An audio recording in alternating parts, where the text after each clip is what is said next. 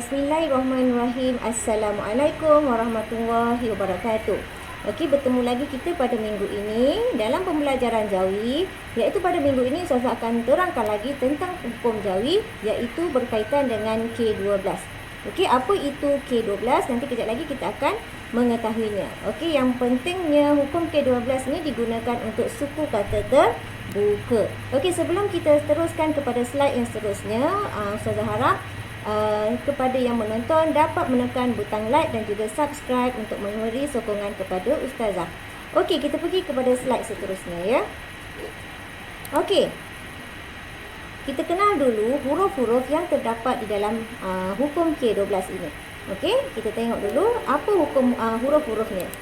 Okey, dalam hukum K12 terdapat 12 huruf.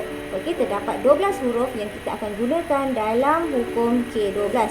Iaitu huruf-hurufnya iaitu kita baca sama-sama: ba, ta, pa, sin, ga, nun, nya, ca, ya, kaf, jim, mim. Okey, ada 12 huruf Jawi. Okey, yang kita akan gunakan dalam hukum K12. Okey, terlalu banyak. Macam mana kita nak menghafalkan semua huruf-huruf ini? Okey, jadi Ustazah akan sediakan satu formula untuk memudahkan anak-anak murid Ustazah untuk menghafal huruf K12. Okey, kita tengok formula yang Ustazah sediakan di sini. Okey, formulanya senang sahaja. Cuma kamu perlu ingat ayat betapa segannya Cik Jam. Okey, macam mana penggunaan perkataan ataupun ayat yang Ustazah berikan? Okey, jom kita lihat. Okey, ba kita gunakan untuk be. Be, ta, pa. Se, ga dengan nun kita akan bunyikan gan. Se, gan, nya, ca, ya, kaf kita bunyikan cik. Dan jim, mim adalah perkataan jam. Okey, ulang sekali lagi. Betapa segannya Cik Jam. Okey, jadi bila kamu menghafal perkataan ayat yang Ustazah berikan, sedikit dapat mengingati keseluruhan huruf-huruf dalam K12. Okey, kita tengok macam mana penggunaan K12. Okey, penggunaan K12 apabila terdapat dua suku kata terbuka di akhir perkataan yang berbunyi a. Okey, maka huruf A yang terakhir digugurkan. Okey, dengar betul-betul. Okey, penggunaan K12 terdapat dalam dua suku kata terbuka di akhir perkataan. Okey, bila di akhir perkataan mempunyai vokal A dalam dua suku kata. Okey, suku kata pertama A, suku kata kedua pun A. Okey, tak kisahlah ada berapa panjang dua atau lebih suku kata di dalam perkataan tersebut. Jika ada bunyi a, maka huruf A yang terakhir digugurkan, dibuang. Okey, sebagai contoh perkataan yang Ustazah berikan dekat sini, iaitu perkataan mata. Kita cuba tengok suku kata dia ada berapa? Mata. Ada dua suku kata. Mata. Mata ada dua suku kata, iaitu a. Okey, bila ada bunyi a dalam dua suku kata yang berturut, okey, kita boleh gunakan dalam hukum K12.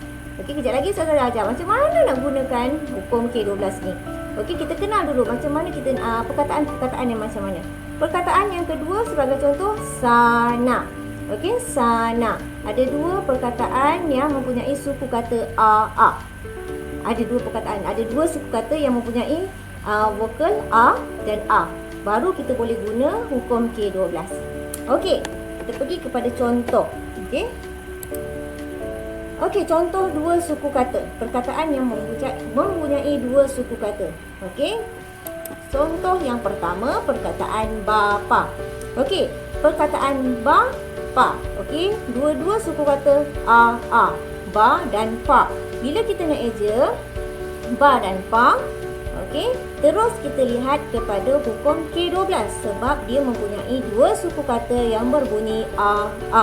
Okey, jadi padanan huruf biasanya kita akan gunakan B dengan A pada ba alif ba, T dengan A pa alif pa. Okey, bila kita ikut hukum K12 dia akan jadi seperti ini. Okey, tengok. Ba, ba alif ba. Pa, pa alif pa. Lihat pada huruf kedua terakhir iaitu huruf pa. Okey, huruf pa terdapat dalam K12. Maka huruf alif yang terakhir digugurkan. Okey, huruf alif yang terakhir digugurkan. Jadi ejaan bapa, ba alif ba, pa sahaja. Okey, jadi kita pergi kepada perkataan yang kedua iaitu raja. Raja ada dua suku kata yang mempunyai vokal a. Okey, kalau kita ikut padanan ra alif ra, jim alif ja, kan?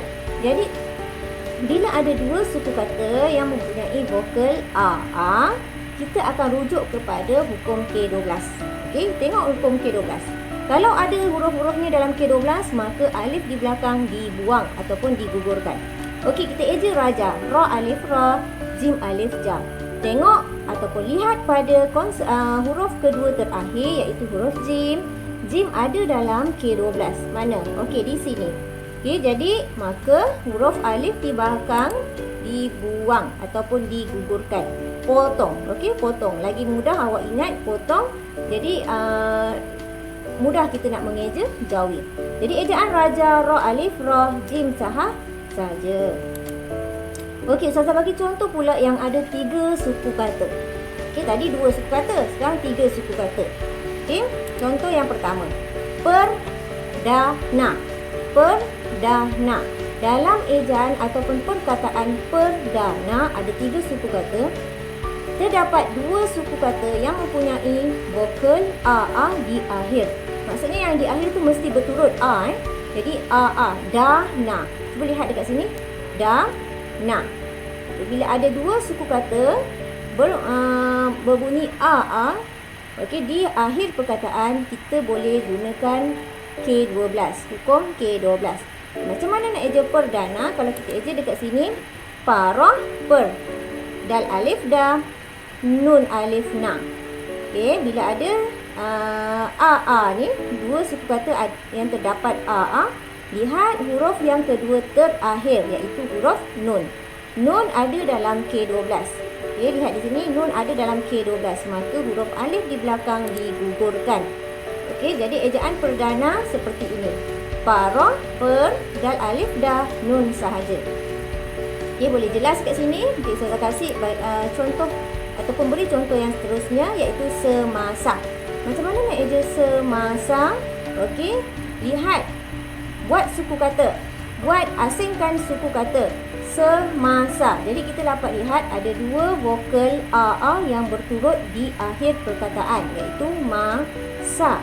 Okey, bila ada 2 perkataan, 2 suku kata a berturut di akhir perkataan, kita rujuk kepada hukum K12 sekali lagi. Okey, ejaan semasa seperti ini. Sin, se, mim alif ma, sin alif sa. Lihat pada huruf kedua terakhir iaitu huruf sin. Huruf sin ada di dalam K12, maka huruf alif yang terakhir digugurkan. Okey, ejaan semasa sin, mim alif sin. Okey. Okey, saya bagi lagi 4 contoh perkataan. Okey, agar dapat awak lebih memahami tentang hukum K12. Perkataan yang pertama iaitu baja. Baja, ejaan baja, ba alif ba, jim alif ja. Okey. Bila ada 2 a, lihat huruf kedua terakhir iaitu jim. Jim ada dalam K12, maka huruf alif digugurkan. Jadi ejaan baja seperti ini. Nampak? Huruf alif hilang. Okey. Okey, seterusnya ejaan rasa, ra alif ra, sin alif sa.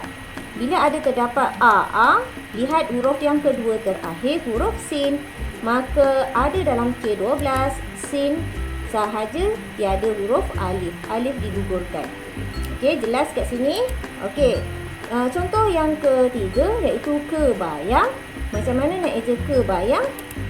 Saya sediakan dekat sini. Kaf iaitu ke, ba alif ba, ya alif ya. Lihat huruf kedua terakhir bila ada bunyi, awak dengar je bunyi vokal a yang berturut, bayang. Okey, lihat pada huruf yang kedua terakhir iaitu huruf ya. Bila ada huruf ya, ia ada di dalam hukum K12. Ada di dalam huruf-huruf K12, maka huruf alif di belakang digugurkan. Sama seperti perkataan percaya. Okey, tengok ada huruf ya di belakang, iaitu ya diduduk di kedua huruf terakhir. Jadi ia ada di dalam K12, maka ejaan percaya tiada alif. Okey. Jadi sebagai pengukuhan, latihan pengukuhan untuk awak semua, Ustazah dah sediakan beberapa perkataan rumi untuk awak jawikan. Okey, jadi perkataan-perkataan ni ada 9 perkataan. Ustazah minta untuk awak jawikan perkataan tersebut di dalam buku tulis jawi ataupun kertas kosong yang mana yang ada sebagai pengukuhan.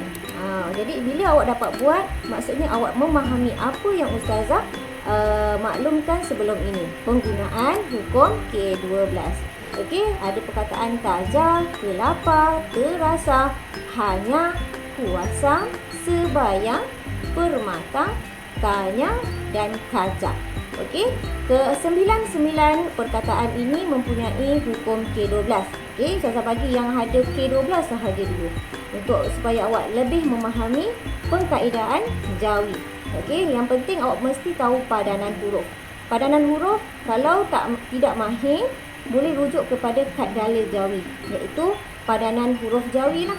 Okey, huruf P digantikan pada huruf apa. Macam tu.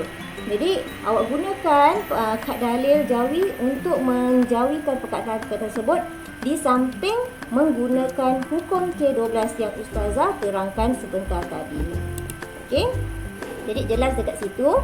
Okey, sekian daripada Ustazah. Ustazah harapkan penyampaian Ustazah hari ini dapat memberi ilmu kepada awak tentang pengkaedaan jawi. Okey, nak eja jawi macam mana, nak ada huruf alif atau tidak. Okey, sekian daripada Ustazah. Okey, assalamualaikum dan selamat belajar.